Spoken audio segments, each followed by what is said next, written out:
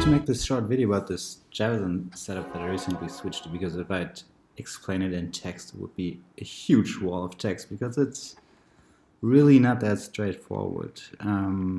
So basically it started when I crafted this amulet, which only has crap stats, to be honest, but it does have +2 skills and 20% faster cast rate. Now, the idea of this is to have like a fast teleporting Javazon that hits 99% FCR on switch, which gives you 12 frames teleport while using call to arms. It's easy to hit with another weapon like a Wizard Spike or Suicide Branch or something like that. And I used to mess around with that and try to maybe pre-buff battle orders and then switch to Wizard Spike or something, which works for a couple of runs, but it's not really practical for general purposes. But this amulet kind of enabled that. It was it was super painful to switch to the setup, mostly because there's a lot of cool stuff I don't get to use anymore. First of all, I mean, this amulet, for example, is like really perfect for a Javazon. +2 skills, 8 mana stolen, all resist even. This shield, which I just made a year ago, and I mean, this shield alone adds about 30% of overall damage to this whole setup. And this Griffon's Eye, which is sort of slightly below average roll, but it does have an amazing jewel in it. It's 15% increased attack speed and +3 mana after kill, which is really helpful for a Javazon, which tends to have mana issues. So what do I use now? It's basically this amulet, of course. So on switch, if I use a 35% Spirit and Griffon's Eye, that gives me 60, and this gives me 80 FCR in total. So I need 19 more, and there are basically 3 options to get that. It's gloves, belt, or rings. Now, gloves or belt, I didn't really want to mess around with that. First of all, on the glove slot, you kind of need mostly the increased attack speed, actually. I mean, you want to hit a sensible attack speed breakpoint, which means either 32 or 55%. And for either setup, you need attack speed on this slot. Also, the skills increase damage, obviously, as well. And belt, it's kind of, I mean, you have to use Razortail, basically. I mean, this is a Lightning Fury build, right? It just increases damage so much. It's pointless to use, for example, Arachnid Mesh. Well, not for example, but Arachnid Mesh would be the option to get faster cast rate here. So essentially, that leaves the ring slots, which in turn means I cannot use Raven Frost, but I do really need cannot be frozen. So I needed to socket a Cham rune in my Griffon's Eye, which was even more painful because there used to be like a 5/5 facet in here, and it's also not like I'm swimming in Cham runes. So, but yeah, I had to bite the bullet and do this. It was worth it though in the end. It was worth it. So since I've been using an increased attack speed jewel in here before, I was kind of missing. I wanted to hit the 35% breakpoint, which is preferable in my opinion, to be honest. I've tested it comparing 32% and 55% several times, and I mean, mathematically, theoretically, 55% is a little bit more damage. Not the 10% that the increased attack speed makes out, but I mean, you can use more skill stuff, you can use more facets when you're on 32. But also, I mean, a lot of other stats, and it didn't make it worthwhile for me ever to use the 55. I don't know, some people swear by it, I really don't. But 35 I wanted to hit, so I needed another jewel socketed somewhere since it's not in Griffon's anymore. So what I did is I went with Headhunter's Glory. I mean, it's debatable. I mean, you want facets in the shield, basically. They just add so much damage. I mean, one facet, a 5/5 one, is pretty much the equivalent of +3 skills that it adds to your damage, with one increased attack speed jewel required, as I said. So, I mean, the other option would have been to, again, use a 4-socket shield. I mean, I don't have anything like a J-mod. This is single player, right? All of this is self-found. Just so happens I never found a J-mod. I'm terribly sorry about that. But I mean, so I'm essentially missing out on one facet But I mean, Headhunter's Glory stats are just really convenient. I mean, especially the life after kill is great. The increased defense, especially defense versus missiles. This character is really good at running pits at higher player settings, and there the increased missile defense is really helpful with those really ugly archers, right? So it helps. And while I'm currently not running any areas that require resistances, they're totally negative, as you can see. They're not required for what I want to do. Using this, it just leaves the most, leaves me the most flexibility to pump them up if I had to. So regarding FCR again, rings, no Raven, since hence the Cham. Rings is faster cast rate plus whatever you want. So this is kind of the good part. In my case, it's just massive amount of upkeep, like mana steal, life steal, mana itself. In this case, I'm using life mana on this one. I think for Chaos Sanctuary runs that this character can also do very well, I used more mana steal even because of those ghosts that kind of steal your mana. But yeah, this is sort of the setup. As far as build goes, pretty standard, fully synergized Lightning Fury. Pierce is required. I use these at one point in them. Some people don't.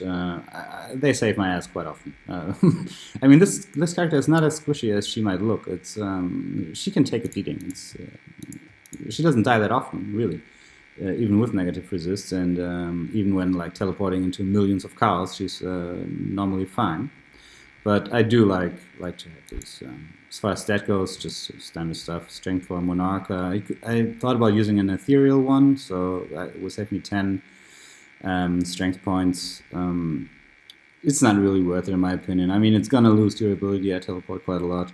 And since I'm at this high strength amount, I figured I might as well go for an upgraded Titan's Revenge, which gives me a little bit more leech, which I now use with these rings instead of just relying on mana per kill.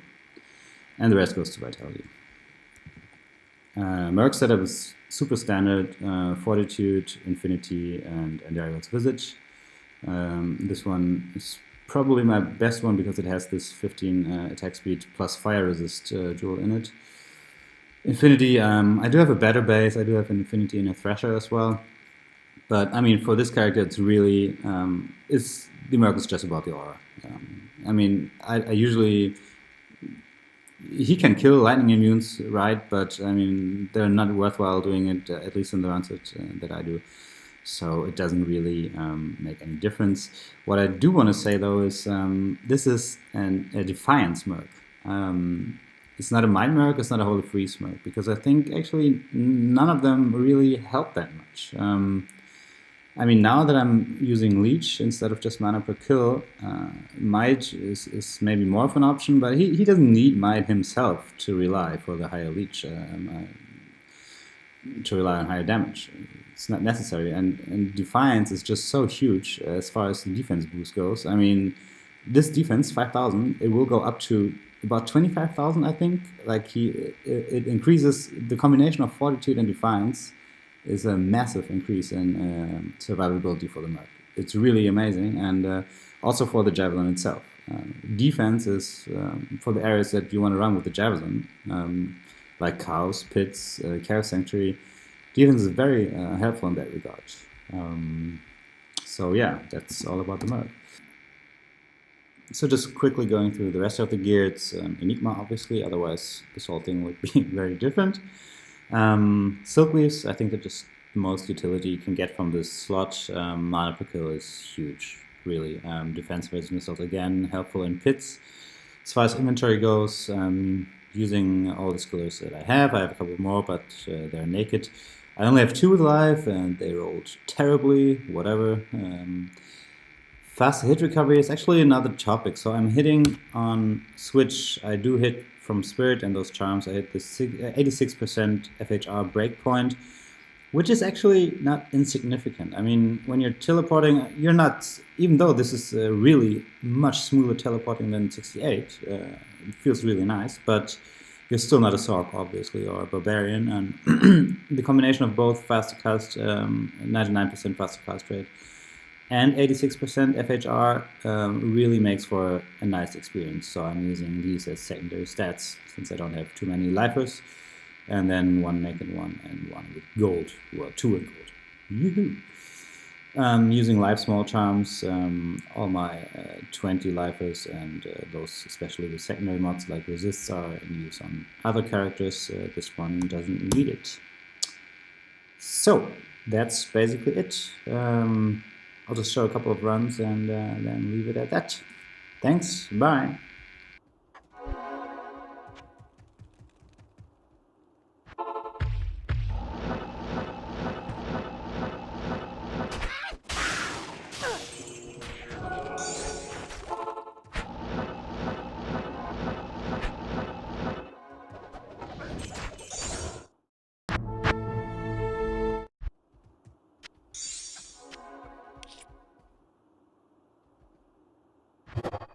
Not here.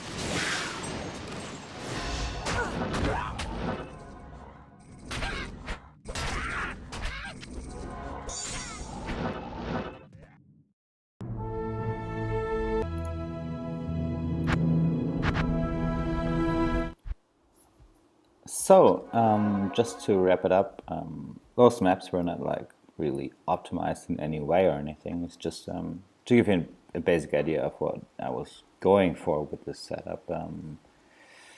So yeah, I mean, this character was essentially built for the Rune Finding League.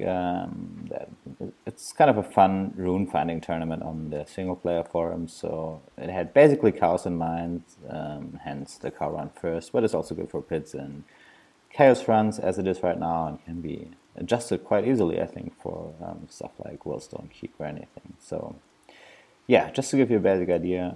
So hope you enjoyed it, and take care. Bye.